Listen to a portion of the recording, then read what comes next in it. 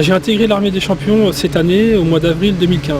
Mon sport, c'est le cyclisme sur piste, dans la discipline du sprint. Donc c'est le keiring, le kilomètre départ arrêté, la vitesse individuelle et par équipe. Alors le keiring, c'est une épreuve de sprint lancée derrière moto. On est 6 derrière la moto. La moto s'écarte à 2 tours et demi de l'arrivée à 55 km/h. Et donc les 6 sprinteurs sont lancés. Et puis c'est un peu une épreuve kamikaze, c'est très spectaculaire. Mon palmarès, j'ai 2 records du monde, le 200 mètres lancé et le kilomètre départ arrêté. Et je suis 6 fois champion du monde. 5 fois champion d'Europe, 17 fois champion de France et j'ai gagné 16 Coupes du Monde. J'ai participé aux Jeux Olympiques de Athènes en 2004, j'avais tout juste 19 ans et j'ai fait 6e au kilomètre, mais malheureusement après le kilomètre a disparu des Jeux Olympiques. Donc j'ai été remplaçant en 2008 et en 2012, mais pour 2016 ce sera une autre histoire. Les Jeux Olympiques de Rio, donc pour moi c'est l'objectif de ma carrière, hein, évidemment.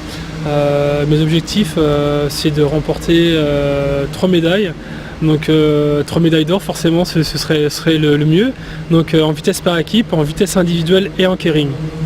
Alors ici on est à Saint-Quentin-en-Yvelines, c'est le tout nouveau vélodrome olympique, il y a eu les championnats du monde cette année ici, donc c'est un vélodrome qui possède 5 à 6 000 places assises.